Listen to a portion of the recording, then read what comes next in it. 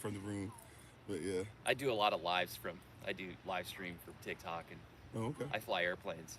Oh, okay. Cool. So I've seen you doing your stuff. It's like you gotta grind. You're going for it. Yeah, this is how I take care of family, community, all that stuff. So I do what I do. How many followers you got? uh, I'm not sure. We've actually had stuff taken down before and rebuilt. So I mean, we reach a lot of person. I guess technically, what tens of we have like 3 TikTok channels with like tens of thousands. Okay. YouTube is starting to get back up. Before we were, had millions of views on certain videos and things Yeah. like that. Yeah. So we're building that up slowly, but yeah, trying to do IG, Facebook, podcast. We have a Facebook group. We have a Facebook page. I think the Facebook page is slowed down, but it was around 17,000 or something. So we do pretty decent. All right. Cool. Yeah. All right. Yeah, it's work, man. Yep, it is. Yes, it is. All Have a right. good day. Same to you. Thank Beautiful spot. you. Thank you. Yep. It sure is. All righty. All right. Shalom. Peace, peace, peace, family. Come on in. Alrighty. I'm not sure, signal wise, what to expect from this spot. I'm stepping out on faith. And I stepped out so far in faith and so fast I forgot my water. So pray for me, pray for my voice, all that great stuff. I think we'll be all right. But can everybody see it? Well, first of all, may the words of my mouth and the meditation of my heart be acceptable in Yahweh's sight. He is our strength and our redeemer. And it is in his name, which is his authority, that we pray, praise, proclaim, project, and protect in his message. Amen. Hola, mi nombre es Kofi. ¿Cómo está? Bonjour, bebé Kofi, ça va? Ni hao, namaste, Osayan Kituya, Ohio. I see you, Hunut, Wagwan, Kamsa, Mira, Aloha, Ciao, Onson, Habarigani, Aquaba, Madaase, Itase, Jumbo, maybe the Kofi in the Franco Katana, the way, Boker Tov, Grand Rising, greetings, salutations, Barakalat Shem Yechav Shabbat Shalom, and I, Chelit at Servants of Christ, Mashalom Chay. Hello, everybody, I am Pastor Kofi, Pastor of Servants of Christ, where we are always changing lives one mind at a time. By being the voice of the voiceless and speaking the unspoken, we appreciate you. That being said, mic check 1, 2. And as we're doing that, we give our honor and praise to the Most High. We give our praise and honor to Him for my wife, the Honorable Alma, who lives a life that's able to be honored. Check her out on TikTok, YouTube, her website, and Pinterest at Bloom and Flourish, not A&D, the letter N, Bloom and Flourish. She's a healer, herbalist, chemist, and biologist by degree. Mic check 1, 2. Can you hear me? Yes, no, maybe so. Stepping out on faith here. Not sure what the signal's looking like for you guys. If I have to, I'll try to go back closer to the facility, but it might take me, a nice little bit of time. But if we have to, we have to. You can't hear me? All right. So we're stepping out on faith. Prayerfully, all will be well. You clear? Okay, cool. So we're going to go ahead and get into Leviticus 23. Leviticus 23 at 10 a.m. New York time. We hope to have everybody join us for the podcast, the Kofi Ofori podcast. We'll try to give you guys some information about that during the shout out. Hopefully you guys enjoying the view. I tried to get us a spot as close as possible without me being too much in the sun, although in a few minutes it is what it is. So prayerfully we won't have any overheating. I tried to take the cases off the devices, so prayerfully we won't have any overheating. We'll be able to make it through. If we have signs of overheating, or if it does overheat, we'll just have to come back on once I can get in the shade. But right now the sun has pretty much already got its gaze and came over us, so it is what it is. I'm gonna try from time to time to put something up above, use my little book bag every once in a while to shade some of this stuff from time to time, and hopefully that'll work. So if you see me doing some weird motion or something like that, I don't have my umbrella down here. I didn't have time to go grab it, so I'm gonna use my hands or use my bag as much as is possible to make sure that we shade these devices from time to time. So if you're like, that's kind of weird, why is it doing this in my face? It's because we're trying to shade things together. All right, got the little rig together. It is the best that we could do, but hopefully all continues to be well. Keep us in prayer, etc., etc. All right, so we're gonna go ahead though at 10 a.m. New York time we'll have the podcast. 11 a.m. New York time we'll have Shabbat school for the babies. Prayerfully at 7 p.m. London time we'll meet up with everybody in England. And anybody who'd like to join up with us, especially if you're on WhatsApp, let me know. We'll try to get you added to the group. And then at 7 p.m. New York time today, there's going to be the women's meeting. So if you can join us for those, We appreciate you in advance. You should see Google Calendar invites for those of you who would like that information. Also, don't forget October 1st, we'll be back in Marietta, Georgia, at least that area. And we'll be meeting up with everybody there physically and also virtually. We'll be meeting up with everybody 6 p.m. New York time for a Day of Atonement. And last but not least, uh, October 6th to the 13th is going to be the Feast of Tabernacles. Amen. Now, let's go ahead and get ready to get into this word. I would invite you to go to Leviticus 23. I'm not going to be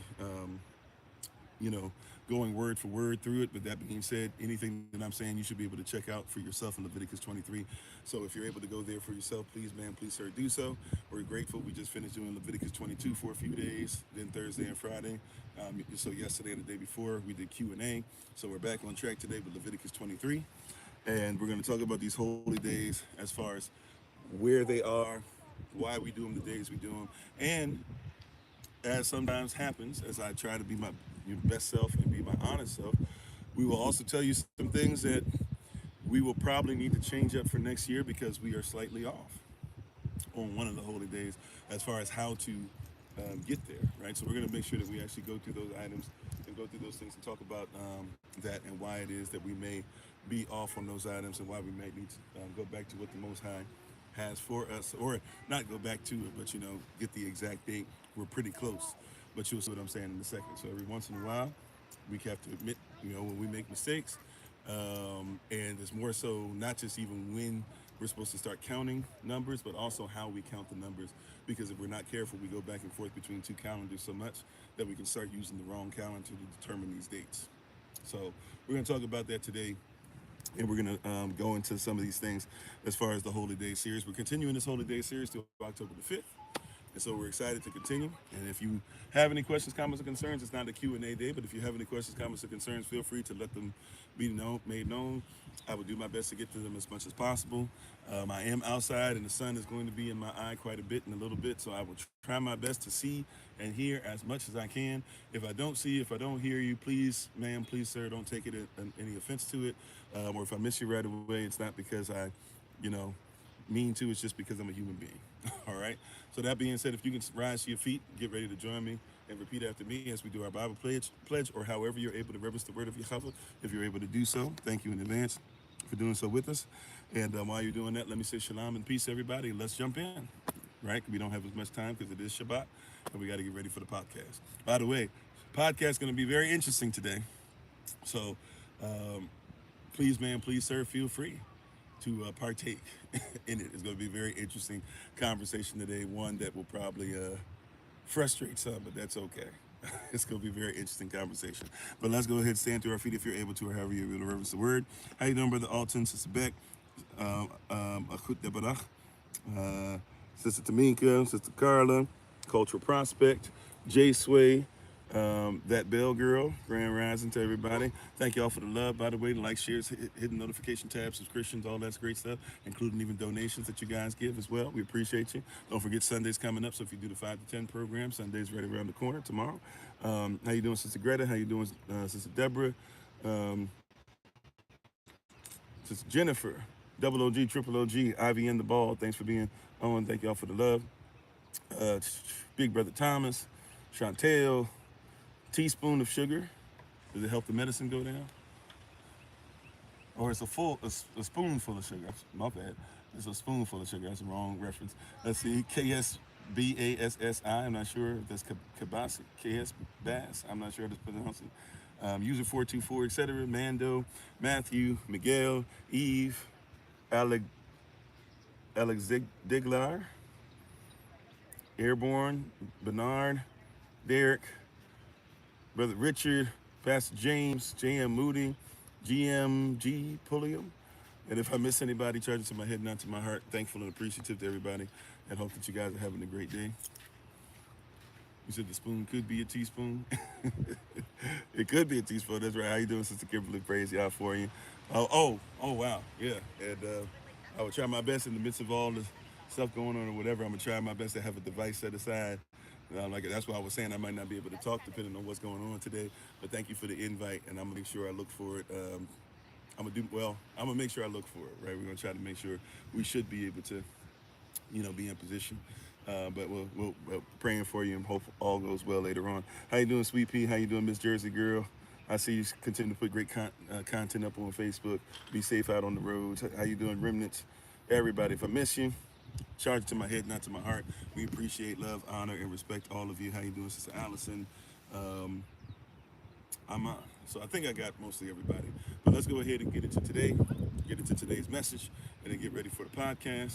Um, so you can just repeat after me with our Bible pledge. I apologize. I'm supposed to have water and do clean hands. I don't have anything. I don't have water. I don't got lotion. I don't got nothing. You know what? If y'all, you know what? I'm gonna be obedient. I'm gonna go down to the water, put some water in my hands, and come right back. So give me a second. Right? You get to see the view, I guess. Give me a second. I'm promise I'll be right back. How you doing, Jeanette? Thanks for the love.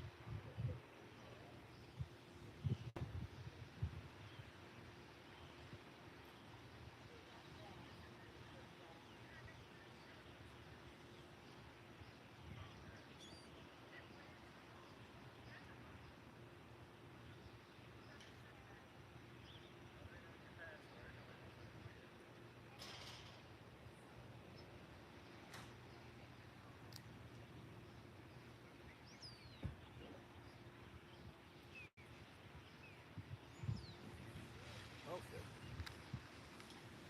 Okay. All right. Let's get it.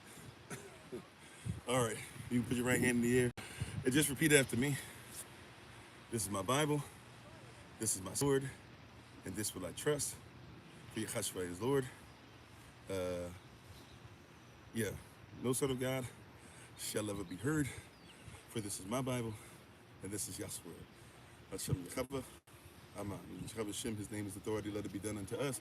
You may be seated if you were standing to go back to what you were doing in the presence of the Most High. Yeah. So we're going to go today and speak specifically on Leviticus 23 in this Holy Day series. And so we're going to speak specifically on Leviticus 23. And as I said, I noticed somebody that she brought this up to me earlier in the year. And I told him I was going to do some research, look at it, study. And we were doing it, a certain way. And we were pretty much lined up. But the person was right. The math ain't mathing. And I'm going to go ahead and reveal why to you for one specific holy day, which is the day of Pentecost. And why we have to be careful not to get into other person's culture so much that we can't actually make sure that we continue down this road of correcting things. As we know, we're continuing to walk down the path and do things righteous and get things back on track and come bring things back to our remembrance.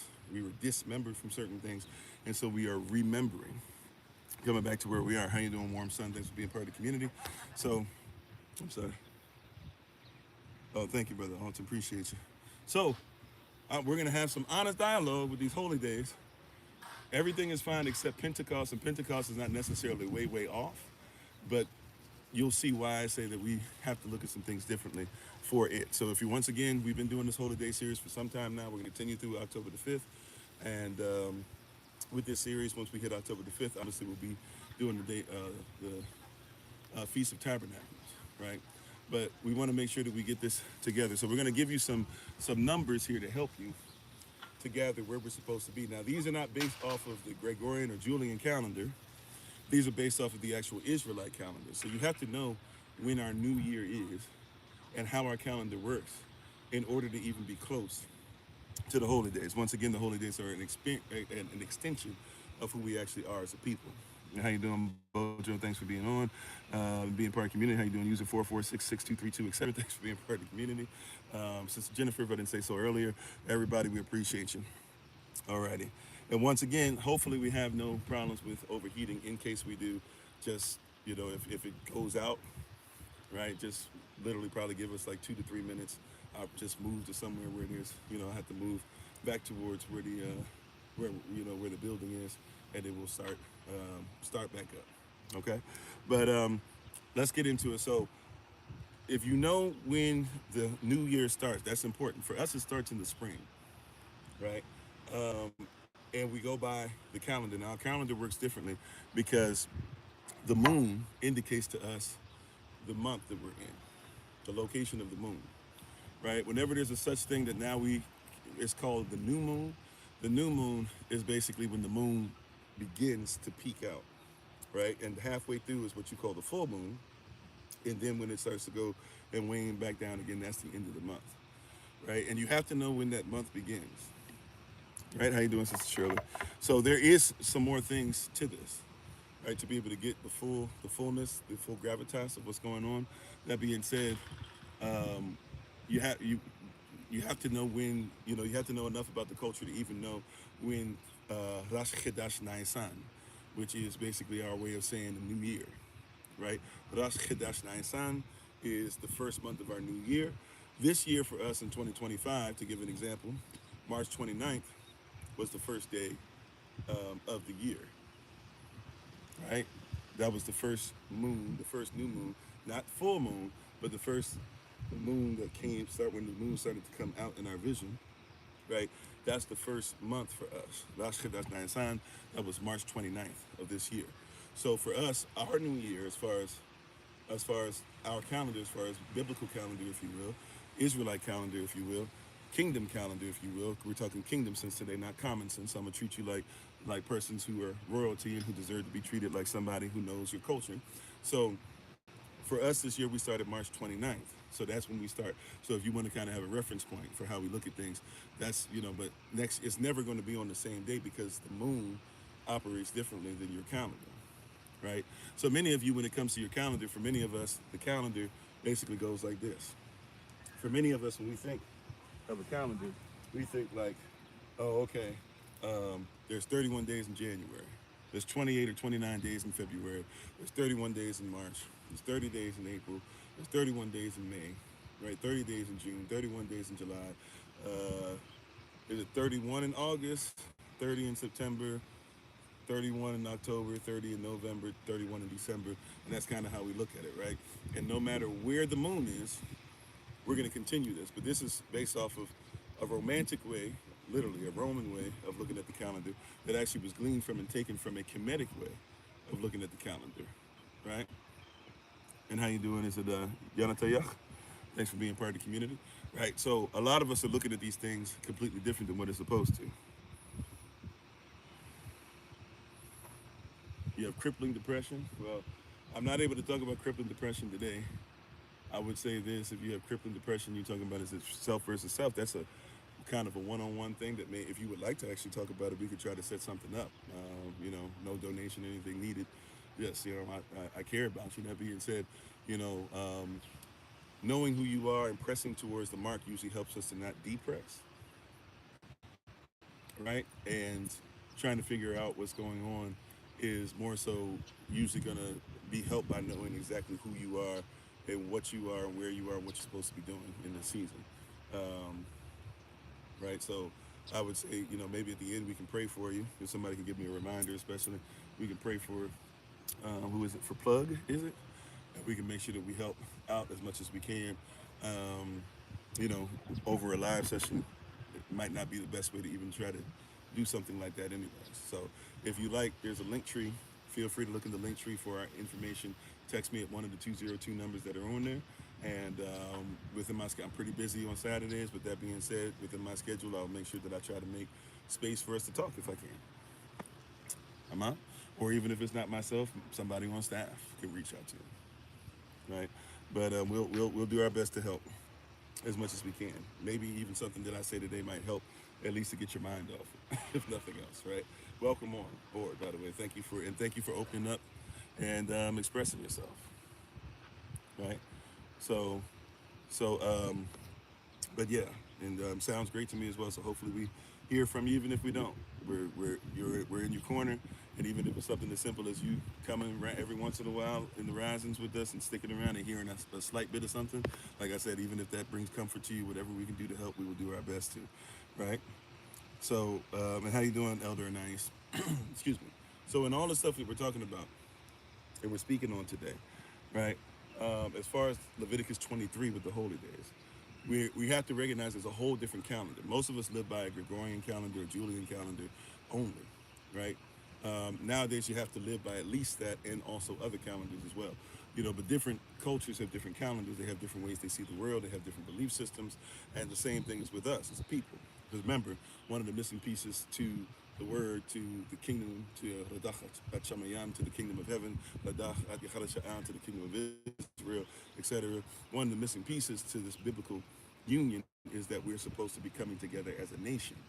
And when you come together as a nation, you're supposed to look at things through your prism and not everybody else's. You can look through everybody else's, but that's for empathy purposes, right? But just because I empathize with someone doesn't mean that I live by what I see through their lens. That doesn't mean it's their standard has to become mine, right? How you doing? Is it six feet something? That should be a part of the community, right? Both in the 6 feet plus community and in this community. That's a very creative name, right? So we have to be in a position, and if that's trolling, I don't even know what that reference is. You got to do better. Bring your game up, right? But thank y'all for the love. So we have this situation going on where a lot of persons aren't even looking calendar-wise at what's happening, right? And how we're supposed to react to certain things and how we're supposed to live by these days, right? So if you know January, a lot of you have heard me talk about this. Just in case you haven't, I will repeat this one more again. Sorry if this is boring for those of you who know this already. But if you don't know, there used to only be 10 months for the so-called world powers. Okay? If you weren't aware of this, there used to be only 10 months for the so-called world power of the day, right? Rome used to have to, Julius Caesar was actually over the calendar himself, and he's the one who changes it. Well, and Rome literally had to catch their calendar up from time to time, sometimes up to like 40 days or so, right? They would get that far off the calendar. They only had 10 months, right? And so they would have to adjust a lot of things every once in a while, right? So a lot of persons aren't aware. If you just go backwards in your calendar, by the way, it makes more sense. December, Dec. What is Dec? Dec is 10. November, right? Nov is 9. October, like an octagon. Oct is what? Is 8. September, all right? Sept, right? Siete, etc. September, that sept would be 7. Now, when you get to August, which was 6 originally, actually now has been given to Augustus Julius Caesar, which, by the way, he went by the name Julius Caesar. Basically, he was Julius Caesar Jr. He went by Julius Caesar Caesar. Right now, but persons change his name because they feel like it's too hard in history for whatever reason for us to realize there's a Caesar Jr. and a Caesar the First, right? Caesar the Second and Caesar the First. But whatever. August is named after him. Then July is named after Julius Caesar, right? But then you keep going back in line once you get to June, May, April, March. So March through December are actually 1 through 10, right? 1 through 10. What happens is that they learn more about what they're supposed to do from Kemetic calendars, and they try to hone it in and bring it into what they're doing, so they have to add 2 more months to make it close to the way that persons in Kemet. Not the way that Israel did it, but the way that persons in Kemet did it. So what they did was they added 2 more days. And to make everything work out, because they were supposed to have about 365 days, the persons in Kemet had 12 months, 30 days a month. They had 5 extra days spread out that sat by themselves, and then they had another day that they would add from time to time, which is how they did their leap year, right? For you do 365 days in a leap year, and this is why, right? Or 1 day extra on a leap year every 4th year. The reason why, besides mathematics and science, right? But the reason why, actually, believe it or not, that they had to use mathematics and science to get that formula that you use today is because they believed that certain months were for so-called deities, or so-called gods that brought about better luck in certain seasons, right? So they brought about better luck in different seasons, right? So since they brought about better luck, right, and the equinox calendar as well, right? So since they brought about better luck, they said, okay, they're better gods, or we like those gods better, we'll make those months longer, right? The ones that were okay will make their months shorter. And then the one who's in February, right, that god is actually supposed to be unlucky. So to make sure that February is always the shortest month, they made sure that they made it 28 days, and then the leap year would be put in February, where February still, or the leap year, that extra day will be put in February to make sure you still have February not be 30. So it's 2 days less than 30, and even on the 1 year that it's not, it's still not as, we still don't have to stay in that month worshiping that God, according to people who use it as a standard, that long, because we'll just add an extra day, it'll still be short. So that's why you have certain months that are 31 days. Those months you celebrate gods that are great. The ones that are so-so, you celebrate them in the 30 days. And then the one that's like really unlucky, you celebrate that one less time, right? So that's the reason why you actually have the calendar that you use. That's the reason why now, instead of thinking about the March or the spring being the first of the year, they add on January, and you talk about winter solstice, and now, it makes more sense with Sol Invictus. It makes more sense with Saturnalia, a few days before. It makes more sense with the winter solstice, all that stuff, right? So you're able to see a little bit more, but that's why you have January, and you use January as the beginning of your year, although the beginning of your year should be in the spring, right? If you look at New Year's, I believe in China New Year's is going to be in the spring, right? You look at New Year's, a lot of places going to be in the spring. You used to do New Year's in the spring, but because of different Druid, Germanic, Romantic, Greco-Roman, etc., belief systems that have been pervasive and have become so ubiquitous in the fabric of life, right? Because these things are so ubiquitous now in the fabric of life, you have accepted it as it is, what it is, right? Nobody's ever corrected it for us. So a lot of persons, once again, don't know. Once again, that's why you have some months that are 31. The months that are 31 days is because those are the great gods. The ones that are so-so gods, those are the 30-day ones. And then February is the god that's the unlucky one. That's why it's only 28 days, and you add an extra one to make it the 29th, but it's still not 30, right? So when I talk about the calendar, we have to realize every culture has different ways of looking at it. We just don't care a lot of times, because in the West, we just go wherever you live is the best. right, right, and even not just in the West, all over the place. It's informative, praise y'all, right? So that's why you're dealing with this stuff. How you doing, Lady T. Walker? So in that, just by itself, we can see we're looking at the calendar way different. Israel has a calendar, right? And our calendar says what? Yechadashah, right? Our calendar says what? That we start in the spring. Rosh Chodesh Nisan. And we start everything there. And within about 6.5 months or so, right, is basically the continuation of all of our holy days, right? In about 6.5 months, pretty much we're finished. Maybe we even say, you know what? Let's just say 7 months.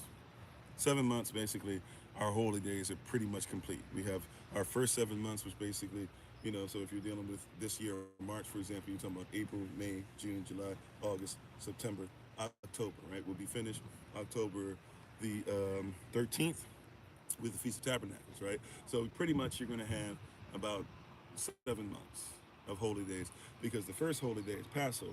It starts the 14th day of the first month, and the last holy day starts the 15th day of the seventh month.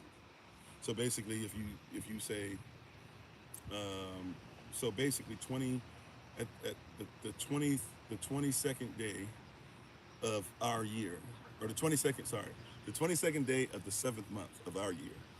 The 22nd day of the seventh month of our year is the end of the holy day season. At that point, we're still being faithful, we're still being holy, we're still being righteous. There are other things we even celebrate, right? We still come together, we're still doing what Yah says, but also if you're talking about where we were at the time in Israel and stuff too, you're dealing with a lot of weather change, you're dealing with a lot of stuff where a person's going to stay inside, right? You're dealing with different changes of season, obviously, right? So there's a season that we do it. Everybody else, if you look at their seasons, when it starts getting cold, when it starts getting winter, when it starts becoming fall, when it starts being all these different things or whatever, you'll start seeing it's looked at differently, right? How you doing, Sister Taylor? And how you doing, Tabitha? If I didn't say so already. So these are things that we have to be honest about and be real, right? So yeah, so we started the seventh month on the Feast of Tabernacles. Feast of Tabernacles was the first day of the seventh month. So when the moon came out, right, for us, we start our days, remember, according to the moon.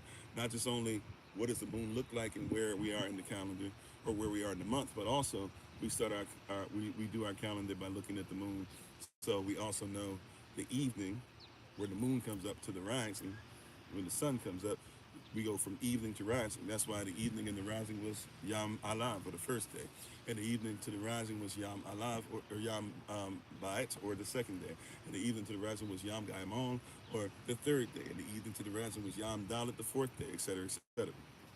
Right? So even our days, we look at days different. We've been in the world and in their system so long, they have you do, especially after chattel slavery and stuff, you've been in the system so long that you think that when the sun comes up is when your day starts. But we start our day in rest, right? And then we push and we work ourselves towards what Yahweh has, right? Darkness goes to light, right? We start from the evening to the rising. That's how we work. It's a different way of looking at things. So a lot of persons are having conversations as far as the calendar and stuff, and are way off because the way you look at things is through a whole other prism of a whole different society that has appropriated certain things, right? And I'll talk about this more in the podcast later, but it's the same as how do I say this without going all the way into it? It's the same as, like, put it like this. Those who are going to be on the podcast, you'll know about it later. I've talked about this before, but a long time ago. But you guys should be aware. Some of you will be aware of what I mean when I say this.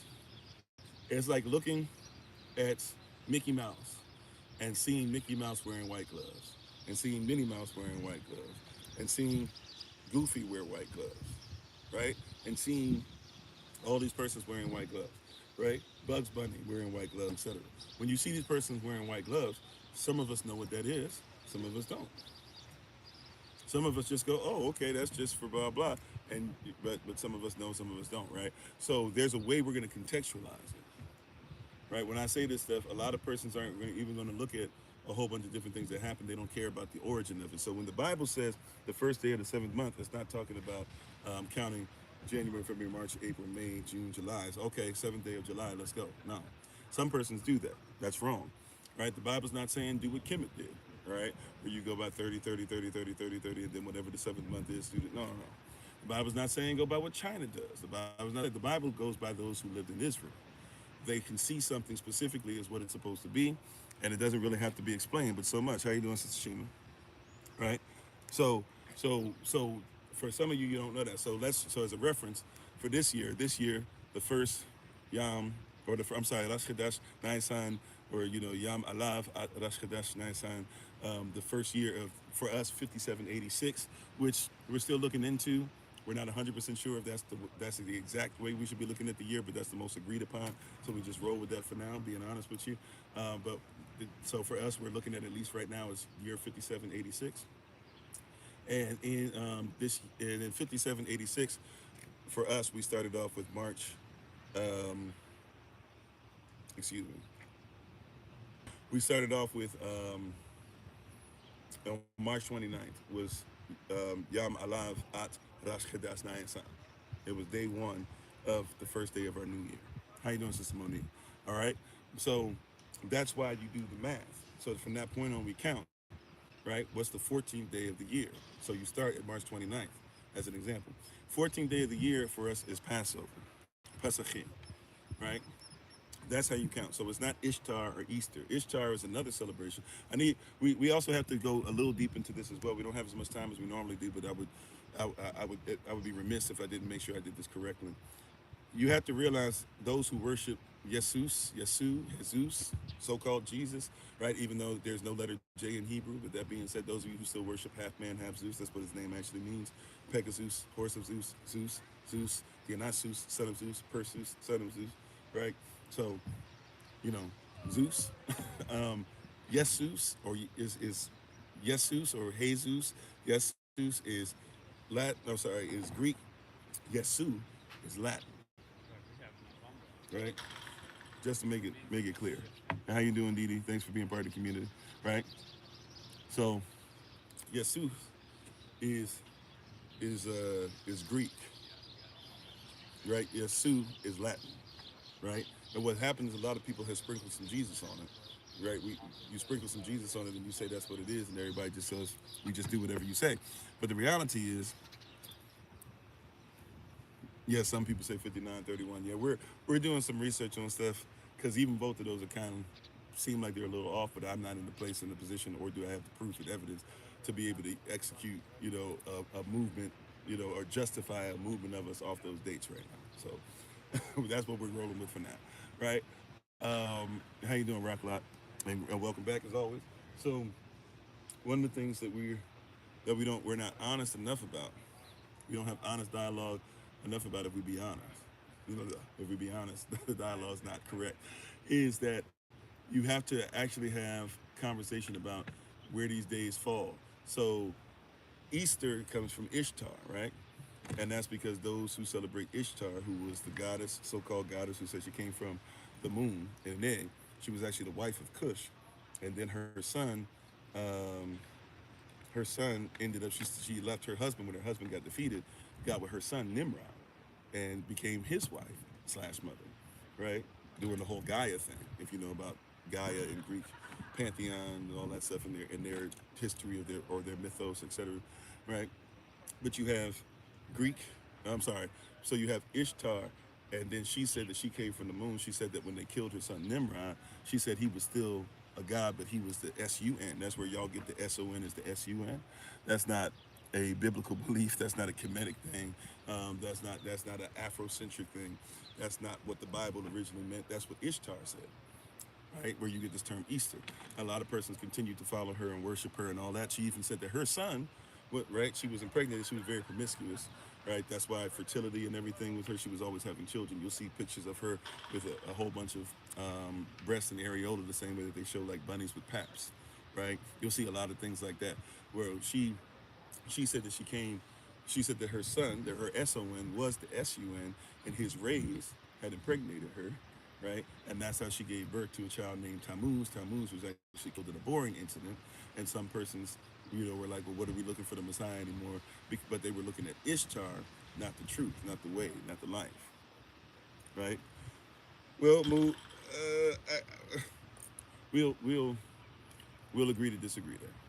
I don't have time for that. If you can be right on that, right? With that being said, as I said, I'm mixing pantheons. Okay. Well, if you're talking about connotation, we could have a conversation as far as that. I'm talking about denotation, right? Aishatar, right? You know the difference between the two, right? Denotation and connotation. Both can be correct, by the way, right? Like both can be correct. Connotation and denotation, how you got something, a word be able to change over years, can be because of connotation or denotation, right? Etymology has space for both. But either way, right? Um, and thank y'all for the love. How you doing? This is Steve O. Thanks for being part of the community. You said you're talking etymology, right? So what's denotation and connotation? You know that, right? So if you go by denotation, sure, I give you that. But also if you go by connotation, right, I give you that as well. But if you're talking about Aishata, right, you're talking about a whole different belief system. You're talking about something that actually happened before there's a such thing called Greece, when they would have been more like, I forget, the name starts with a D, or is it a J? I don't know. It's part of the same, almost, it's part of the Japhetic uh, persons. And by the way, that doesn't mean white either, but it's part of uh, that grouping, if you will, right? Where you actually get persons who settle in a place that later on becomes called Greece, which, by the way, wasn't called Greece until recently either. So when you're talking about that, you're only going back so far back in the story of mankind or history, right? Grecians were not considered to be countrymen, right? Even when they were Grecians, they spoke similar languages and had similar pantheons. They didn't all believe in the same so-called, now we call them gods, which is Germanic, but they call them deists or deities, right? They didn't believe in the same ones, right? But they were in the same place. So even your conversation that you're having, I'm going back to the law first mentioned. When this stuff is first mentioned, it was mentioned before anything that we're talking about as far as certain pantheons that we're talking about, or different things that we're going to a certain degree. We got to go way, way, way back past that, by by thousands of years,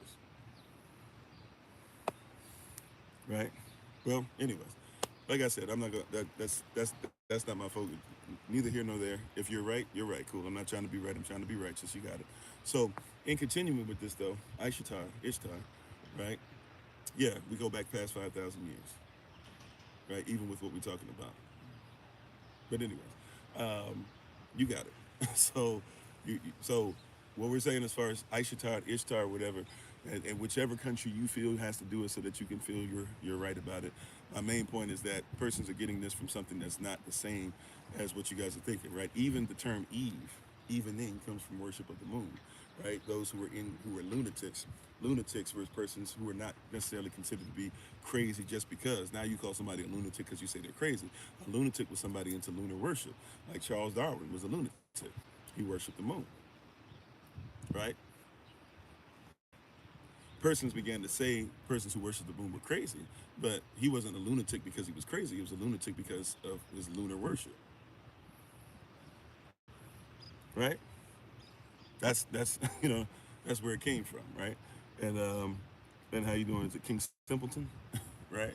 How you doing? So that's where it came from, right? Is lunar worship, persons who worship the moon. So this comes from a lot of stuff we talk about the evening, and you call, for example, if you look in Avda or Hebrew, if you look in your concordance, the Strong's concordance, even you'll see that the name Eve is never Eve; it's always Amma, right? Amma means mother, but the only reason why you made the connection to Eve is because you're making a connection to Ishtar. So her name is not her. First of all, her name is not even Amma, which means mother. That's the title she was given by Adam. Her name is not wife, which is Aisha. That's the title she's also given by Adam. Her name is actually Ayazar, which means help me. Adam, the closest thing you could probably call Adam is to call him man or male, right? Right? But Amma, right, is, well, mom, mim in modern Hebrew, but mom in so-called Paleo Hebrew is actually the way that you would say the 13th character, which is the number 40, right? Which also number 40 can talk about nations, but mom or min in Hebrew literally means water, blood, and spirit. So inside of a mother, what is there? Spirit, right? There's blood, a bloodline that she carries, right? And there's also what? Water. When she gives birth, her water breaks, right? That's a actual Avda or Hebrew word for mother, mom, or some people now say mim. You said Lilith came before Eve. Problem with that is that especially, and that's why I'm saying I'm going through a context. I'm not going to do the fighting. This is not Q&A today. So if you'd like to actually hear the reference points where I'm coming from, and then hear this, but when you say Lilith came before so-called Eve, problem with that is that even in the Bible, if that is something you're referencing, now some of you say you're not referencing it, so then you're looking through a different prism. Cool, right?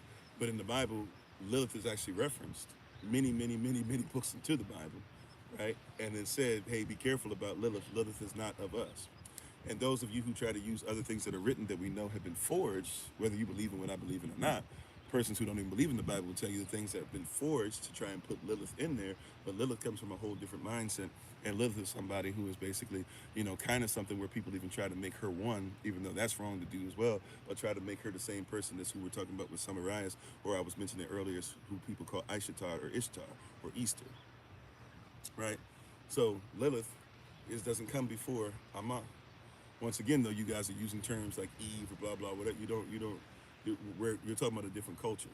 So I'm going to focus back on where I am because persons are trying to take this way off course, as you can see, right? I'm trying to talk about a calendar and everybody's like, oh no, I'm going to tell you blah blah. Okay, whatever you want. I'm not trying to be right. I'm trying to be righteous. I'm being right, lawful standing. I'm going to tell you exactly what it is through the culture and the prism that we see it. If you don't agree with it, it is what it is, right?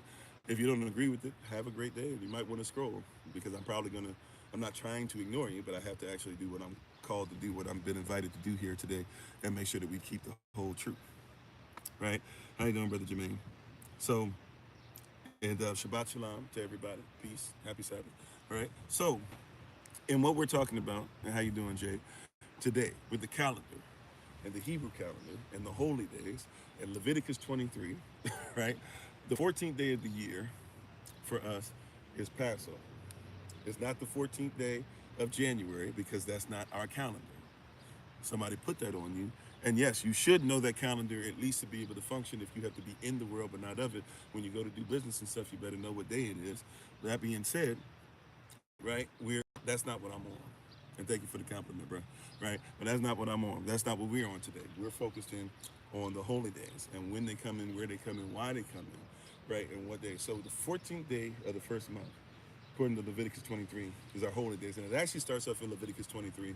Remember, we went through Leviticus 22 for days now. We did at least 4 or 5 days in Leviticus 22, where it was telling us how to make sure that we're ready to offer things up and to be clean and to be lawful and to be righteous and to make sure that our families are together, make sure we know who's supposed to be involved, make sure you have to be part of the community, that you have to make sure there's certain things that are for us, right? Because the Bible is not written. This is another thing that messes with persons. And while everybody thinks they can think on or speak on things that they don't live, the Bible is not written for everybody, nor is it written to everybody. Salah. You heard? Right? The Bible is not written to everybody, nor is it written for everybody. How dare you? Everybody should have an opportunity to learn the word. Yeah, everybody has an opportunity to learn, but not everybody has the ears to hear or eyes to see, or the heart that can even have the seed penetrate, that it might turn back 36, that it might turn out to grow 36 and 100-fold. This is for those that will live it, that will follow it, that will be grafted in, that will become a family, that will become a nation. This is not for everybody. If it was for everybody, then nobody goes to hell, which is how a lot of you prefer it and why we try to make it where it's for everybody. But the Bible's never been for everybody, right? Is the Constitution of the United States of America for everybody? Of course it is. Anybody? No, it's not. No, it's not. I lose persons on that part, but it's the truth. The Constitution of the United States of America is not for everybody. It's for those who are either non-citizen nationals or so-called Americans or so-called American citizens. That's it. Right? That's it. If you're not a so-called American, if you're not a so-called non-citizen national, if you're not a so-called American citizen, this is not, the Constitution is not for you, right? Right? You said even with the 3/5 compromise, by the way, the 3/5 compromise has nothing to do with how much, and I'm not coming against you, welcome on, by the way, is it astronomical? Hopefully I'm saying that right. Yeah, astronomical. How you doing, Victoria? Thanks for being part of the community. King 86 Jones, thanks for being part of the community. Jose Fina or Josephina, not sure which one it is. Thanks for being on. Martez, Maddie, everybody coming on all platforms. We appreciate you so very much. Right? Grace and truth, welcome. Right? But persons miss this. We the people means we the nation. People means nation by law, in legalese even. So we the people is a law. It's a lawful statement saying that you have to be part of a nation. Now, 3/5 compromise doesn't even mean that you're 3/5 of a person. You got to throw that out. What happened was that you had chattel slavery, right, and capitalism that were competing. Chattel slavery was still the main thing that was making the money. And so what do you do in chattel slavery? Like you have these persons that are slaves. But everybody that's enslaved, whether now we call them Hispanic, they didn't used to be called Hispanic back then, but whether Hispanic, whether African, whether so-called African American, whether it's Negro, whether whatever you want to call them, anybody, even though some of them, they were really indentured service, but some of them fought with this and became slaves, like some of the Irish, etc. Right? Whoever it is that becomes a so-called slave, right? Not even so-called, excuse me, a chattel slave. You are not considered to be a human being at all. You know that, right? Right? That's what actually is going on. You're not considered to be a human being at all. So when they say we the people, you're not a human being. People means nation. Now you have to look at it like this too. So when somebody says we the people of the United States back then, when it's being written, especially, right? Even today, but especially back then, when it says we the people, what happens? We the people is about a nation. Now question, was a so-called black person, African, Native American, Negro, etc., colored, all that, N-word, were they a human being? Somebody would say 3/5. They're not a human being. They weren't even 3/5 of a human being. They were property. This is what happened. The North had about 2/5 of what we call America at the time. The South had about 3/5 of what we call America at the time. The North was paying taxes on everything, on all their property. They had property taxes, including their slaves. The slave, right? The South wasn't paying taxes on the property that we call slaves. The North gets together with them in a meeting and says, why are we paying taxes on our property, on our slaves, and you guys aren't, right? And they said, well, because they're not people, they're property. Why would I pay taxes on, people taxes or person taxes, right, on property? And they said, no. Well, we're paying taxes. You got to pay taxes. And so they came up with a compromise. The North would pay 2/5, right, on property taxes for the whole state, and the South should pay 3/5. However, you guys want to do that amongst yourselves to get your money, fine. But you guys will pay 2/5. We'll pay 3/5. That includes on the property of slaves. That's why it's called the 3/5 compromise. It's not because you were 60% of a human being. You were 0% human. You were 0% human. That's right, because you were property.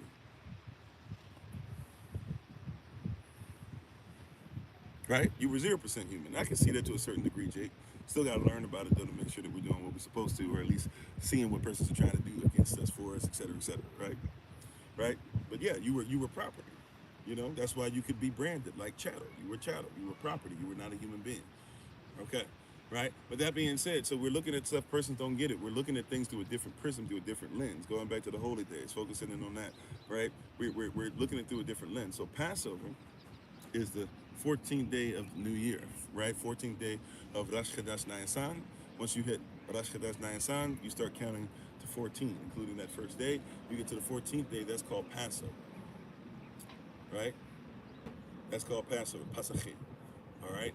Then days 15 through 21, the next 7 days, are what we call the Feast of Unleavened Bread. It's actually just called Unleavened, but we call it now, it's become the Feast of Unleavened Bread. Originally, it was just known by a word that means unleavened, okay? So if somebody says that they're celebrating unleavened, you should know that they're talking about Feast of Unleavened Bread. So if somebody said they're celebrating matzah savach, or what you call matzah, right? Matzah, matzah, right? They're just saying, I'm celebrating unleavened, right? That's what it was. Okay, but that would be for a week. And by the way, I skipped an important word in Leviticus 23. It's important that we recognize this word here. It's called convocation. All of these are supposed to be treated like holy convocation. If you look up the word holy convocation, you're talking about a set apart assembly, a sacred assembly. So we're supposed to assemble quite a bit in our culture, right? But the sacred assembly, this is supposed to be an assembly that's not like anything else. Remember, I told you guys, if you see me lifting up my bag every once in a while, I'm trying to make sure that these devices aren't overheating, giving them an opportunity to to make sure I don't have an umbrella out here. I guess I could try to rent one, but these umbrellas out here, even for like an hour, they're like $15. Might be worth it, might not, because it looks like the sun is at an angle where it wouldn't even matter. But anyways, right? How you doing, Big Roy? And everybody joining. If I miss you on any platform, charges to my head, not to my heart.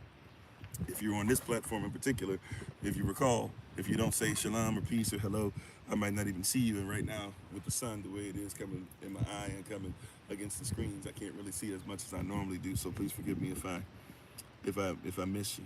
I don't mean to. How you doing, Sister Renee?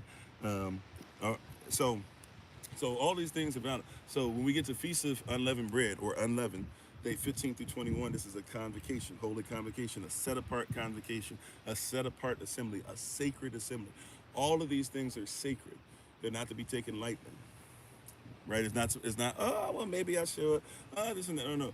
We have in Leviticus 23:29, it tells us that if we miss these things, we can be cut off. It's important as far as our belief system, as far as the way that we live, as far as our nation, right? I get what people mean when they say this is not a religion. Everybody has religion, because religion literally means a legion of persons that repetitively do the same thing. So everybody does something religiously. Everybody does stuff religiously. That being said, though, I get what persons mean when they say, this is a nation, or this is Israel, this is not a religion, right? They mean it's not like I show up on Sunday or Saturday and that's it, or I have to make sure I do this so that I can check off something, but that's it, and no, this is my life. This is the way that we live every single day, right? So when you see this word convocation and you look it up, ma'akwara, I believe it's called. When you look up this word ma'akwara, you'll actually see that it's talking about a set-apart assembly, a set-aside, a set-apart assembly, right? How you doing? Is it Zarian El Kai? Hopefully I'm saying that correctly. I don't know if I got the dialect correct. Thanks for being part of the community. So when we're talking about these holy days, it's a different prism. So these are things we must do. So you have the 14th day of the new year is the 14th day of the first month of the year for us is always going to be Passover. Days 15 through 21 will always be the Feast of Unleavened Bread, during which we're actually supposed to give offering, sacrifice, and make sure that we have no leaven in our bread. And we actually start before that, before Passover, leading up to it. We have, tradition that we make sure that we start removing leaven from our home for 40 days straight. So by the time we get to Passover, there's no leaven even in the home, and leaven represents sin as well, right? In certain context, right? So in this context of removing the leaven, you're reminding yourself to remove sin from your home. By the time you get to the new year, and definitely by the time you get to Passover, we don't have leavened bread on Passover, and we don't have leavened bread for the next 7 days after that. So for 8 days, right, 2 are holy days, 2 separate, because some people try to teach, especially Jewish persons will try to teach, oh yeah, Passover is 8 days long. No, it's not. Passover, according to Leviticus 23, Passover is 1 day by itself, right? Feast of Tabernacles is a whole other convocation, right? We're setting aside, but it's this yom is 8 yams, right? Or this day is 8 days. Remember, yom is a period of time. So this period of time is 8, what we would call 24-hour days, right? 7 24-hour days. The first 14th day of the year is Passover. Days 15 through 21 is actually known as is known as the Feast of Unleavened Bread. Okay, during which we're supposed to ensure that we're giving offerings. Right? Okay. Now we're getting to the place where I'm going to admit to you that we're close to where Pentecost is supposed to be, but we have to rethink it. And even with rethinking it, we have to rethink it properly through the actual Israelite or biblical prism, the kingdom prism, and not the worldly prism. Okay, so here's where this might shake up some persons, this might make you frustrated, whatever, but we're gonna stick to the word, right? And that means if I gotta call myself out for thinking that I had something together and then sticking to it, but I was studying, even though I was sticking to it, I was being honest with persons. Hey, I'm gonna look at it, I'm gonna research it, I'm gonna see where it is. We might have to be honest about it, and I might have to say, hey, we might have to change it up some the way we're looking at it. So we have the 14th day of the year is Passover. Days 15 through 21 is the Feast of Unleavened Bread. By the way, a makeup Passover is required as well, just in case somebody missed it, or if they can't make it for whatever reason, if you want to stand in the gap for them and do Passover for somebody else, you can do that. Those things can be done on the 14th day of the second month of the year, right? I almost messed up this year. In my mind, I don't know what I was thinking this year. I almost messed up this year and did it like the week after. It's not the week after, it's the month after. So the 14th day of the first month of the year is actual Passover. But then there's allowed a makeup Passover if you missed the first one for whatever reason. That's allowed on the 14th day of the second month. All right. In between there, the 15th through the 21st day of the first month is considered to be the Feast of Tabernacles, in which we give offerings, all types of stuff, including once we got to the Promised Land, we were supposed to start giving first fruits. So once we got to the Promised Land and we started receiving bounty from the Promised Land, a lot of persons don't know this, right?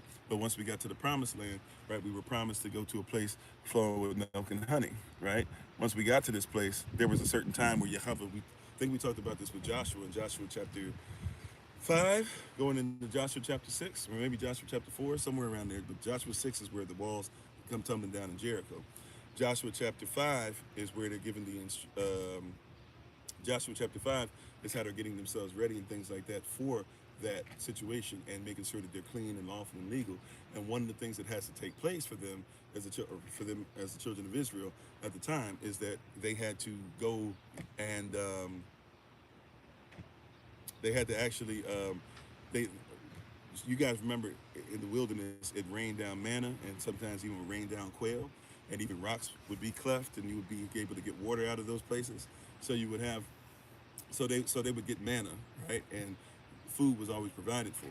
Once they got to Canaan and they had been in there a while, the Most High actually shut down the manna because they were getting stuff from the land of Canaan. His promises came true. So he was keeping us afloat and making sure that we had everything we needed with the manna and the quail and the water.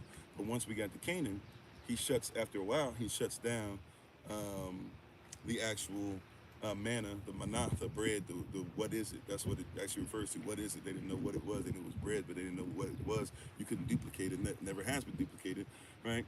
But they saw this bread that came down from heaven, and that's how they ate. right? All of a sudden, once they got to the land of Canaan, they didn't need that anymore. The Most High kept His promise. Everything was there for them, right? Right? How you doing, Akbar Shabazz?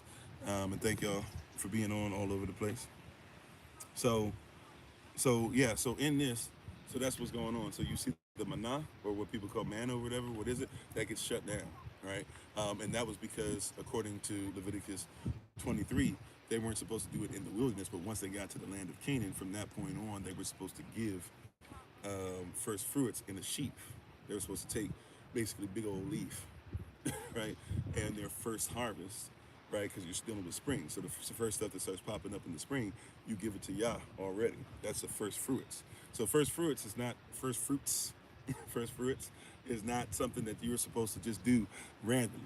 You know, a lot of persons do that to us. They'll do that with the double portion thing. We'll discuss that in a second too. But first fruits is actually just for a specific holy day, right? And you start in days 15 through 21 of the year, where you're supposed to offer up your best, but also one of those days you give your first fruits, right? One of those days you give the best that you have to the Most High, trusting and showing Him, honoring Him, that you give Him what's first, a tribute. Remember, this word tithe that we use is something that now has taken place of the word that used to just mean tribute, right? A tribute is you give the best, and you're giving it to somebody not even because they need it, you're giving it to them because you recognize their sovereignty, right? So in the wilderness, Yah said, I have everything taken care of, right?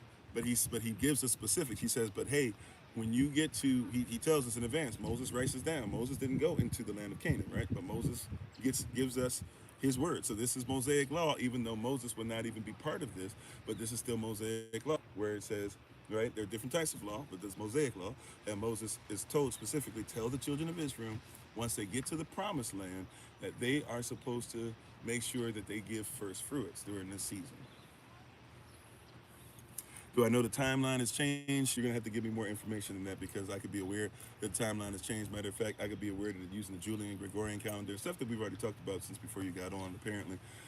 You know, we're aware of all those different things going on. That being said, you're going to have to actually give me something more than just, do you know the timeline has changed? Right? That's kind of ad hominem in a sense, because you're just like, oh, do you know you're wrong? I mean, you got to give me something else besides that, right? How you doing, B. Scott? Thanks for being part of the community. Appreciate you. Oh, thank you. And how you doing, Araya? How you doing, Lon? Right? Okay. So, 14th day of the year, once again, 14th day of the first month is Passover. 14th day of the second month is Makeup Passover. 15 days, 15 through 21 of the first month, it's supposed to be Feast of Unleavened Bread, in which we actually give first fruit. Okay? Shalom, James. How you doing? How you doing, Candace? Thanks for being part of the community. So we know that for a fact. Now we get to this thing called Pentecost. And this is where I mess up. Now, the day of Pentecost, once again, many of you, especially if you're Christian and stuff, you believe that the day of Pentecost is actually just one. Some of you believe it's just one day that just happened randomly. That's not true at all. It was something that we were supposed to do constantly and consistently, right? Actually, it's the day of Shabbat, or some of you call it Shavuot, right? But the day of Shabbat, and it's supposed to be 50 days until you do some research. Now, this is where I admit that I was wrong. Somebody had brought this up to me a while ago and was like, the math ain't mathing. And they brought up a great point, but here's why I didn't get back to them until this day. They're on. If they want to admit who they are, feel free. If not, I'm cool with you not admitting. I thank you for bringing it up, because it had me start going down this path. Because when we say we're going to make a change on something, I really, really want to make sure that I know what I'm talking about when we make a change, right? I don't want to give you an opinion. I want to give you contextual facts, right? So here we go. The reason it's called Pentecost is because it's 50 days. At least that's what we were taught. Problem with this is, though, is this is not an Israelite way of looking at the calendar. It's called the Feast of Weeks originally, right? So it'd be called the Feast of Weeks, Weeks, right? That's what it initially was called. However, the problem with this is not every week in the Israelite calendar is 7 days. Somebody might miss that. I'm gonna say it again, right? How you doing, Kevin? And is it Black Butterfly Diosa? Gracias por tu presencia siempre, right? Shabbat Shalom, right, to you on this on Shabbat, right? In La Sabado, in El Sabado, Last Sabbath? I'm messing up. No sé. Lo siento. But gracias por tu presencia. Uh, so, so, but yeah, a lot of persons are not aware. That's how you doing, Matt Production, Grand Rising, everybody on all the platforms. Got a lot of y'all on today. Praise y'all, right? So this is where, first of all, I messed up. I messed up on the thing. If I just be honest, in my brain, and even though I knew better, I still last year was even still saying it wrong, which is this: the so-called 50 days, which we're gonna put. The only reason why we talk about it as 50 days is because of persons thinking about 49, or I'm sorry, 7 weeks. But we're gonna address that in a second, right? And I'm still gonna have to do some research for next year to make sure that we get it correct. But I think we're on the right path, right? We have to be honest about some things. All right. So watch this. So the only reason we think about it as being Pentecost, 50 days after, is because we think of 7 weeks no matter what have to always have 7 days. So we just go 7 times 7 is 49. Okay, the 50th day, 50 also is Jubilee. It just makes sense. We brought a whole bunch of stuff together that doesn't even belong with each other. How you doing, Ricky Reese? Thanks for being part of the community. We did, and I did the same thing, and I repent. I repent. Right? I repent. Okay, of that. That was bad teaching because once again, if you're talking about the actual Israelite calendar, biblical calendar, the Israelite calendar does not always have 7 days a week. So I repent, and we're gonna get it right. Okay, we were still pretty close, but it was by accident. If I'm just being honest, we were still pretty close, but it was by accident. Okay. Who is my Elohim? God in our culture is a word that means troop and is one of the sons of Israel. So I don't worship God. I do worship Elohim. His name is Yahweh, as he says in Exodus chapter 3, verse 15. All right. So, but back to what I'm talking about with the calendar, right? God is a Germanic term. God, good, Gaud are all the same word, and it means you can worship basically whatever you want. I don't worship whatever I want. I worship Elohim, maker of heaven and earth. So this is what happens. I'm gonna be very specific now. I'm not gonna let anybody distract me for a second. No shade. Just saying I got to get this out. This is the main thing for today. I need to repent of this. We need to make this clear from this point on. And even when we start doing when we start up our next quarter, what we do in November, December, whenever it's going to be again, and we bring back the graft in sessions, I'm gonna make sure I correct it there as well. Okay. So this is how this works. When we get to this thing called Pentecost, the only reason why we think of 50 days is because somebody goes, oh, 7 weeks, and then on the first day after that, the 50th day. Problem with this is that number one, we were starting off Pentecost and we started counting in, we started counting from the day after Passover. So we started counting from the first day after, so the first day of the Feast of Unleavened Bread. Problem with this is that we're told, especially when we get into Canaan, if you just recall, once we get into Canaan, we're going to have the Feast of Unleavened Bread. We're going to give the first fruits. We're going to give our sheaf, right? First fruits offering of the best that we have and give it to the Most High, right? So we're going to do that. Once again, we are Yehadashah, we're Israel, right? And so we have a lot of different things we do religiously. Religion just means what a legion of people do repetitively. We're coming together as a nation following the will of the Most High. Right? If you need a name as far as the organization I'm over, it's called Servants of Christ. It's actually a lawful, legal, legally recognized organization or whatever. We help out persons around the world, but we are a branch of Zion, a branch of the tree, a branch of the nation, a branch of where heaven meets earth, a branch of where Israel meets the kingdom of heaven. And anybody who believes in what we believe in and worships who we worship, they become our brother or our sister. All right. Sorry, I gotta focus at this point because I'm not even getting to. You see what I'm saying? I appreciate it. I appreciate we're growing today. We got a lot more. We've been getting back, and even with them trying to shut stuff down and everything, they're not stopping it. I appreciate y'all. We do Q&A days and stuff. I even normally would have more time, but on Saturdays, we actually have to do the podcast at 10 a.m. New York time, so I'm running out of time. Okay, so I thank you for being on. Appreciate you. And how you doing? Is it Valalakaya?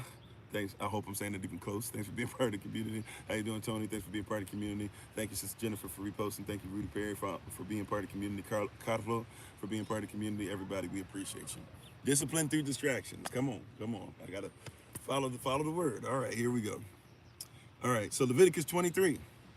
Leviticus 23. Here's where I messed up. Here's where a lot of us have messed up. Here's where we're going to start the correction. It does not say that we start counting up to so-called the day of Pentecost, right, or Shabbat. It does not say that we start counting that according to the first day of the Feast of Unleavened Bread. It actually says that we do our Feast of Unleavened Bread, and we're supposed to give sacrifice, offering, our first fruits, all that during that time, eat no leaven. And then it says the first day after that is when we start counting, not 50 days, but that's when we start counting 7 weeks. And then on the first day after the seventh week, that's when we say that's Pentecost. So we've been getting very close, but we have not been 100% accurate. And I take full responsibility for that, right? And if there's somebody else who's been doing it, I take full responsibility for them doing it. If they learned it from me, I learned it from somebody else who probably learned it from somebody else. But we can make correction, okay? Right? So we've been getting close, but it's been by accident. Okay? And we don't want to be close if we can. We want to hit the mark because to miss the mark is to sin, right? And as I've been telling persons, a lot of us are learning and growing and saying all types of stuff and going to pleasant places. But the goal is, hey, I'm just thankful that we're getting this stuff. People speaking different dialects, whatever. I'm thankful persons are getting this stuff. Eventually, the goal is for us to become one and become united, all right? So this is what it says. It says starting at the end, right? So basically, starting day number 22 of our year, starting at the end of, so once the Feast of Tabernacles ends, the first day after that, day number 22 for us of our calendar, we would begin to start to count 7 weeks. But as I said, here's the issue. The problem is also now that you can't count by regular weeks or 7 day periods. You can't just go 7 times 7 is 49 plus 1 is 50 and then call it Pentecost. That's somebody else's calendar. That's somebody else's thought process, but that's not correct. All right, how you doing, Sister Danielle? How you doing, Brother Michael? Okay, so watch this. So what is correct? Praise Yahweh, praise to the Most High. What is correct is we start counting from the first day, day number 22 of our year, the first day after the Feast of Unleavened Bread. Here's also the problem. Here's also the issue. Okay, you ready? So here's also the issue. In our calendars, you don't, not every week is 7 days. But it doesn't even just say 7 weeks. We call it the Feast of Weeks. What does it say there in Leviticus 23? It says also count 7 Shabbats or 7 Sabbaths, right? Because so when I say we don't have 7 days, so once again, everybody's calendar is different. You're on by Gregorian and the Julian calendar. If you're actually talking about a calendar that existed back then in those times, in that place, what you actually have to do is say, okay, I have to look at 7 Shabbats. So the way that the calendar goes, a rule of thumb, a pretty decent rule of thumb to follow, is that whenever I get to the first day of the month, I'll have 4 full weeks, and then I'll have about 2 or 3 days, usually 2 or 3 days extra, right? Right, according to the position of the moon. So if somebody were to basically say every day, if you know when your months start, right? If you know when Rosh Chodesh, or if you go back to, if you know for a fact that September 22nd was the Feast of, that was actually correct, the Feast of Trumpets, right? It's September 22nd. So from that point on, we could just count 4 full weeks of 7, add 2 days, and then if you were to say, okay, after those 2 days, I'm going to start the new month, you're almost always going to be correct. It's going to take you a couple years at least to start even kind of noticing that you're off on the moon, depending on where you're positioned on the earth, of course, right? So for us, the mistake also comes in forgetting that.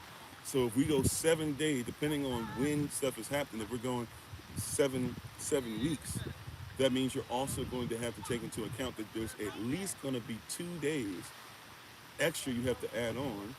Why? Because you have 2 days at least that are going to be a week, or the start of a week, that are going to be day number 1, day number 2, before I have to start the whole month over again, right? So in our calendar, you're dealing with Yom Alav at Yom Zion, or Yom Alav at Yom Shabbat.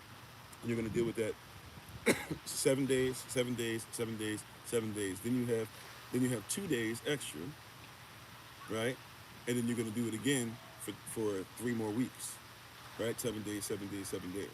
So that's not actually 50 days. That means at least, now depending on where stuff falls too, you might have to add 2 more days too. But you have to at least add 2 days, which means that you're actually dealing with 51 days. And then at the end of 7 Sabbaths, you're going to add another day. I don't even know how much sense that makes for some.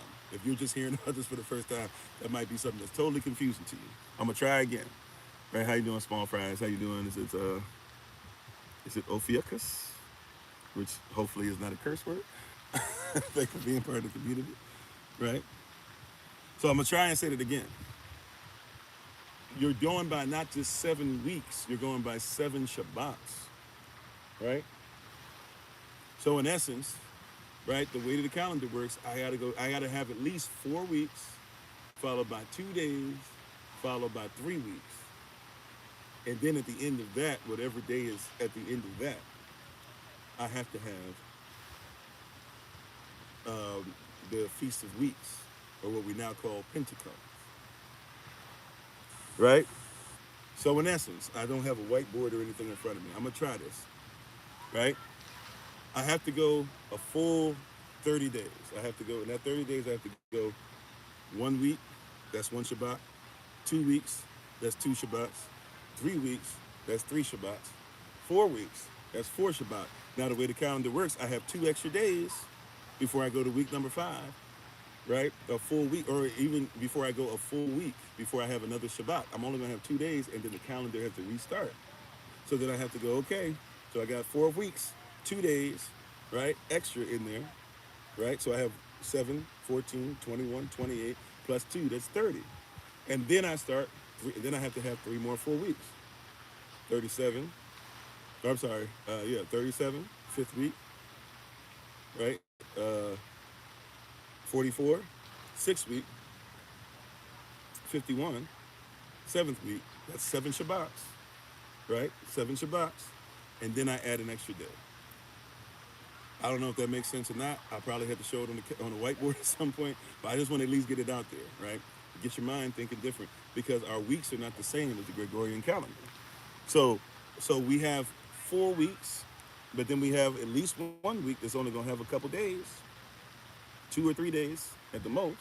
And then guess what? Then we have to start 4 weeks over. So it's not just 7 weeks, it's 7 Shabbats, right? So there's 2 things that we were doing wrong here at SOC. I'm not saying anybody else. I'm not speaking for anybody else, against anybody else. I'm just talking about us. 2 major things we were doing wrong with the so-called day of Pentecost, which is, Pentecost means 50. Well, that's not necessarily the best thing to use, but we'll probably still use that from time to time because persons know what Pentecost supposedly is supposed to mean. But, Pentecost or Shabbat is different. You said you still don't get it? Yeah, it's difficult, especially without being able to show it. But once again, there's 7 weeks, which for us would be 7 days. But once again, if you're talking about an actual calendar, that means you would have 2. So it's supposed to be 7 weeks, 7 full weeks, or 7 weeks with a Shabbat. That's the mindset. If there's not 7 weeks with a Shabbat, if there's 7 weeks with a Shabbat, that also means we'll have at least a couple of days, right, added, because there'll be a week that doesn't have a Shabbat when the calendar has to reset. So let's make it simple. Let's do it like that. Not simple, but let's make it more kingdom sense. Holy Spirit, help me. Hopefully it's help. Let's say I have March, the month of March, or the month of September. It's the month of September. Let's do the month of September. This is not obviously apples to apples. I'm just using September. Hopefully this helps you, right? If I were to do September, and I wanted to say, I'm going to go ahead and get to October or whatever. Like, let's say September 1st it's not, but let's just say September 1st is the first day of the week. And let's say I want to do 4 weeks in September. 4 weeks in September would get me September 1st through September 28th, correct? All right. If I add on 2 more days, that becomes what? September 30th, right? Now, what you do in the Gregorian or the Julian calendar is you guys just go, oh, well, we'll just keep on going. So if Sunday was September 29th and Monday was September 30th, then October 1st can just be, right? Then that was October 1st can just be Tuesday. And October 2nd would just be Wednesday, and October 3rd would just be Thursday, and you just keep the same calendar. With us, what happens if September was actually, going the way that we do it in our culture, we would say September, right, 4 weeks in September, September 1st through the 7th, September 8th through the 14th, September 15th through the 21st, September 22nd through the 28th, Okay, cool, no problem. We got 4 weeks. Then we would add 2 days. We would say, okay, September 29th. We would also say September 30th. And then we would say, okay, once October hits, you got to start all over again. Once October hits, October 1st through the 7th is a whole nother month, right? So that's a 5th week now. We would then say October 8th through the 14th is a whole nother week. That's week number 7. But in that, we had to have 2 days. So we still have to add those 2 days in, even though we don't consider them to be a full week. We still have to add those 2 days in. So it's not 49 days at that point, it's 51. And then on the 52nd day, we honor that as Shabbat, or as what people call the day of Pentecost. You said so on Saturday it's really not the Sabbath day. It depends on where we are on the calendar. Right now, Shabbat goes Friday to Saturday, or you might call it Saturday. So right now it is, but that's about to end. If it hasn't, did it already? Oh, it's about to end. It's about to end. Because the moon is where we go off of the placement for the month. So we're not, so we don't go by no matter what. It has to, whenever the moon is in position for the first day, we automatically make that the next month. In the world, where it doesn't matter where the moon is, you just keep saying, you just keep following one through whatever. Okay, so it's a totally different way of looking at the way that God does. Or, Yah says that the season should be done, especially for us as Israel. Okay, totally different way. But that being said, so our corrections, our 2 major corrections on to help us out with that is going to be namely this. We're going to make sure that we start counting when it is to get to Pentecost according to the end of the Feast of Tabernacles. That would be day number 1 for our count, right? And then once we get to day number 50, right? So day number 1 of our count, right? But then when we get to day number 50, right, is not when we're looking at it. We're looking for day number 52, right? Day number 52, because we're going to have at least 2 days, right, of having extra days before we then go to the next month. Right? So if you're counting according to, well, we can't stop counting. If we stop counting, we're not being obedient to Leviticus 23, right? But if you're counting by a different culture altogether, you can see why you're confused. Because you're not even using, a lot of you, this is hard to even talk about because you got to know the Israelite calendar doesn't function the same way as the worldly calendar does, right? So we do count 7 weeks, but it's 7 Shabbats. If it's 7 Shabbats, then that means you have to also include those 2 days that aren't there in your counting, right? So next year, we won't go 50. We will start after the day of Feast of Tabernacles, or Feast of Unleavened Bread, once again, first correction, and then we will have to go about 52 days on the 52nd day. Because even though we call it Day of Pentecost, that's somebody else's calendar. For them, their belief system is that you go 7 times 7, which is 49, and then on the 50th day, you celebrate. The problem with that is that we go 7 Shabbats. 7 Shabbats does not necessarily mean 49 days. Not for us. For them, it does. Right? So in the world, you would just add 49 days. And then on the 50th day, cool. But that's not how the kingdom of heaven works and operates. Okay? So we'll talk about it more in time to come. And maybe even when I don't have my whiteboard with me. I don't know if I'll have it tomorrow or Monday. Hopefully by Monday, I'll be back where it is. But we'll make sure that we go over this together even more. And I'll try to write it out for you, and hopefully it'll make more sense. But it's a different way of counting. So we've been getting close, but by accident. We don't want to be close to by accident. We want to be right because we're righteous. Or not even right. We want to be righteous because it is righteous. We're not trying to be right. We're trying to be righteous. All right? So just to let you know, I will admit that. I will show you that. Thank you for those who brought it up. All right?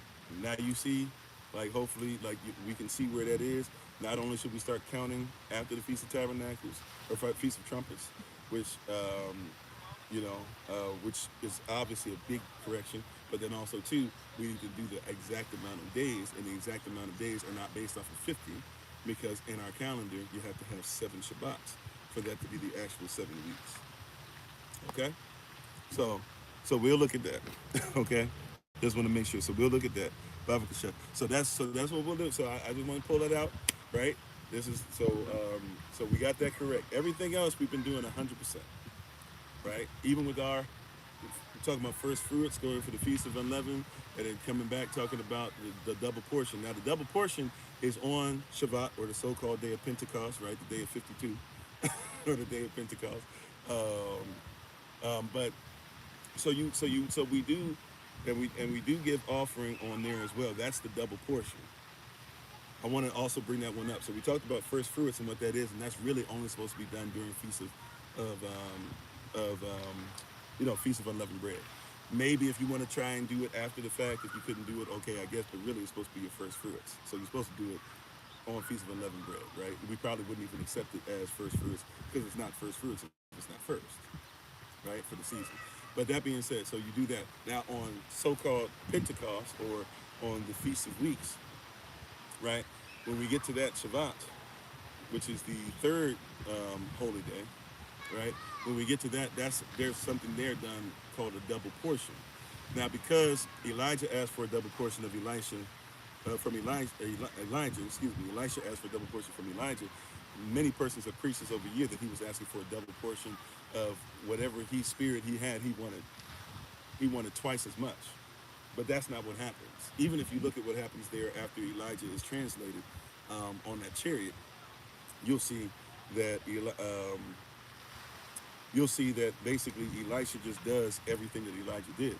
But the double portion is an offering that's supposed to be given that the Levites get for one part of the year, and a portion of it they are allowed to have.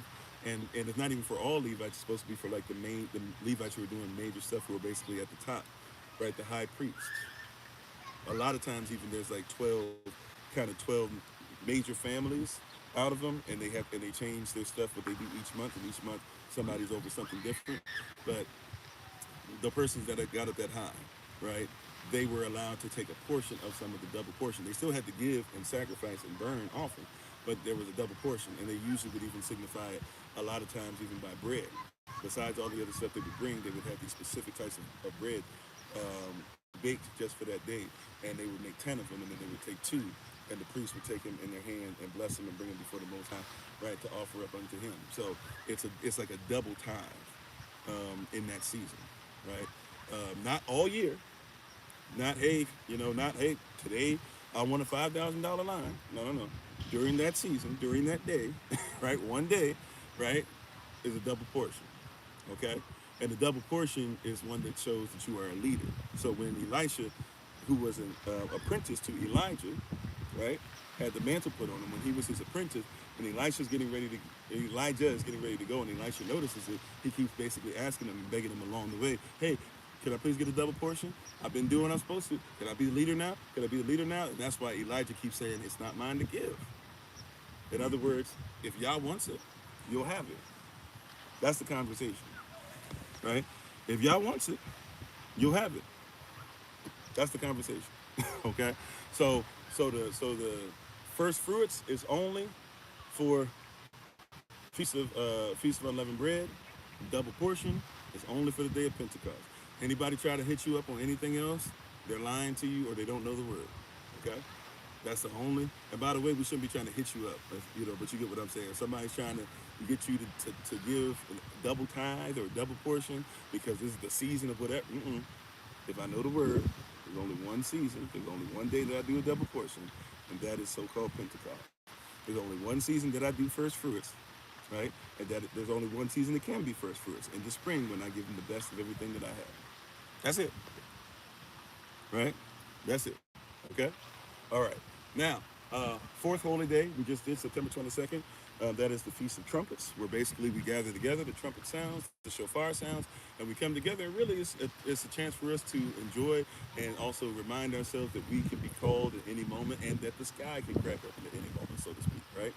So the Feast of Trumpets, there's not a whole lot of huge, in-depth stuff to it. It's important that we come together, that we sacrifice. There's not anything 100% you must do outside of, obviously, if it's a feast, you're not eating certain things during that time, right? You should, but it should be the same stuff. We're not eating. But other than that, we come together for the feast day. We enjoy each other. We lift up Yah, and we do so for a day. Feast of Trumpets. That was September 22nd into the 23rd. This year, we just did that in Houston, Texas. It was great to see a lot of you. And prayerfully, we'll be able to see those that we didn't see at a later time, right? Then you go from there to the The next one coming up for us this year is going to be October the 1st, and that's where we're going to meet everybody up in Marietta, Georgia, like a little bit outside of Atlanta. But that one is the Day of Atonement. Okay, the Day of Atonement, and the Day of Atonement is one that's a very somber situation. Um, you can actually do feasts if you like during that or whatever, but there's no the main thing that we're commanded is really everybody's supposed to go either come together or be in their homes or whatever the case might be, but you're supposed to be in a position to where you're ready to remember the sacrifice that Yahashua made for us, right? Retroactively, we have that responsibility. Also, too, we know that this is something that we did every year, waiting on who the Messiah was, how he would die for us. Also, too, the scapegoat, knowing about the high priest, and different things of that nature. So we have a lot that happens on the Day of Atonement, and that for us is October the 1st. Now, so this year. So if you don't know, by the way, every first give me a second. Yeah. Okay. So every Feast of Trumpets, I didn't say this. Every Feast of Trumpets is the first day of the 7th month of our year. Okay. So when we did Feast of Trumpets, that was actually the first month of our year. So actually, I'm wrong about that. I messed up. I said, oh, it's about to change. It did change when somebody was asking about the weeks earlier. So in our calendar right now, um, Monday, right? Was it Monday into Tuesday?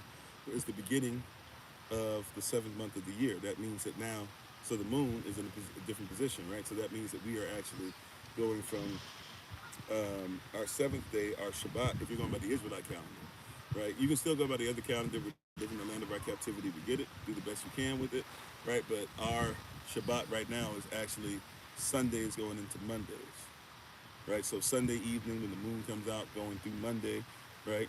In the rising of the sun, that is our Shabbat right now, right? So Monday is the beginning. Monday evening when the moon comes up is the beginning of our week.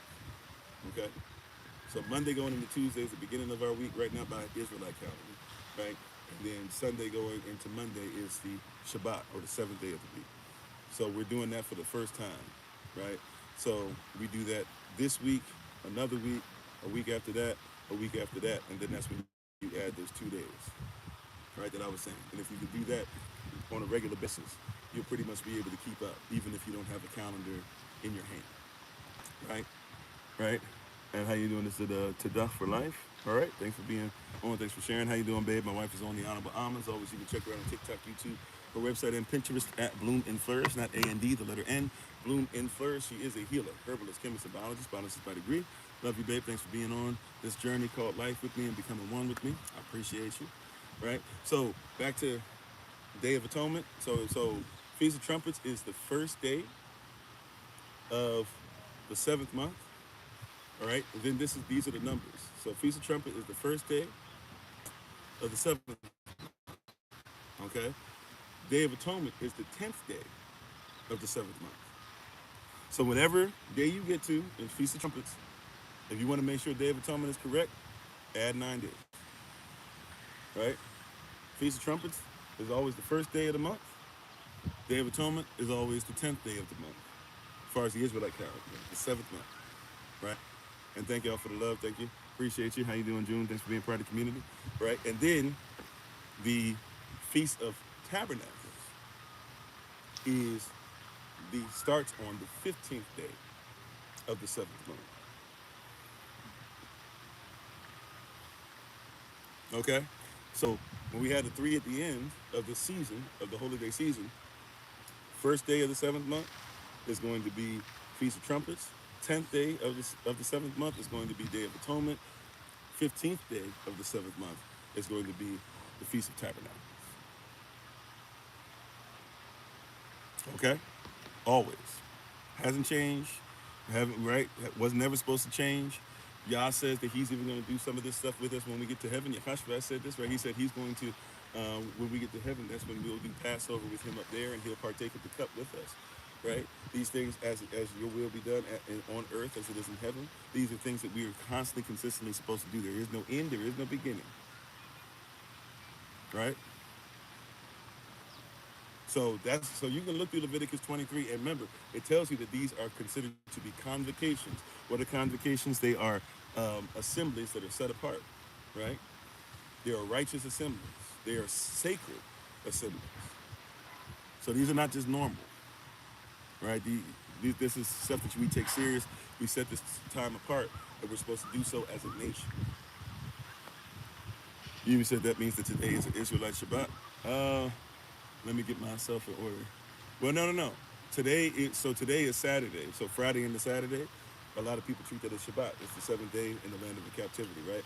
No, what it means is tomorrow, Sunday going into Monday, is the first Shabbat of the seventh month, right? Because we just did Passover. I'm sorry, Passover. Sorry. We just did the Feast of Trumpets. The Feast of Trumpets is September 22nd, the moon rising, going into September 23rd, right? The sun rising. So that's the first day of the seventh month. So that means Sunday when the moon comes up, going into Monday when the sun rises. That means that that'll be our seventh day by the Israelite calendar, right? But we recognize that a lot of persons cannot do that, especially with the weeks that everybody has being in the end of our captivity. So we make it a point, as much as we can, to try and make sure that we have Saturday Shabbat open as well for persons who are coming into the knowledge and coming together and stuff like that, as well as for those who might be able to do the other stuff. We try to do some other stuff on other days as well. I'm on. So these are supposed to be set apart holy days. If we do not do these, the word says that we can be utterly cut off. It is extremely important that we do this and we keep this word and we keep Yahweh's word as much as is humanly possible. Okay? Right? So that's all that I have for today. We'll continue to talk about these holy days some more tomorrow. Not sure exactly where I'll be tomorrow, but we'll continue to go through this word. Those who are going to meet up with us in Georgia, hopefully we'll see you October the 1st, about 6 p.m. New York time, and we'll have a place, we've been saying somewhere probably Marietta-ish in Georgia, Georgia-ish, somewhere in there. So hopefully you'll be able to join us. If you're joining us virtually, it'll be the same time, 6 p.m. New York time. We'll probably have the music start. They're probably just easier to just have the music started about, well, we'll see. We let the music go about 15 minutes or so we might do a 5:45 and start at 6. We might start at 6 and let the music play. I don't know, but we'll put it out there for you guys. You'll see very soon. But Tadah, thank you, family. I appreciate you so very, very much. You said when you set these lessons in the open, do you ever get bystanders? Yeah. From time to time, we've had some actually, stop or some listen for a second and give a thumbs up and keep on moving. Most persons are pretty nice about stuff. But yeah, we have persons all the time where we go, especially if I'm doing it in certain areas over and over and over again, then I get a chance to just stay in one area. Yeah, we have a lot of persons who, hear the word, come out, support, recognize. You'd be surprised some of the persons that are on who that's how, they started doing whatever. But yeah, but I thank you all. I appreciate you for being on. We got to start the podcast in just a few minutes. So if you don't know about the podcast, you can look in the description. If you're on YouTube, if you're on TikTok, I'm going to put the information up in the background. If you want to join us live for the podcast, you must have what's called the Podbean app to join us. So if you don't have the Podbean app, you won't be able to join in. And but if you like to be able to join us, feel free to download the Podbean app. I'm gonna put it up right now. We'll try to have it set up to where you can see it and look out at the water at the same time. So prayerfully you'll enjoy everything that pops up. But thank you all for being on the two platforms. We normally have even more, but today we just have two, trying to get some quick setup for you all. So hopefully you enjoyed. I thank you so much. We give our honor and praise to the Most High. We give our praise and honor to Him for my wife, the Honorable Amma, who lives a life that's able to be honored. 10 a.m. New York time at the top of the hour podcast on Podbean. If you want to join us live, if you don't join us live, you can look it up at any time. It's called The Kofi Ofori Podcast. My name, The Kofi Ofori Podcast. You can also join. The children have their Shabbat school at 11 a.m. New York time. Those in England, we're going to try to reach out to you guys at 7 p.m. London time. And for the sisters, for the women, today women's meeting is at 7 p.m. New York time for you all. Tadah, my Shabbat, thank you all. We appreciate you. We give our praises to the Most High. We give our praises to Him for my wife. We give our praises to Him for my wife, the Honorable Amma.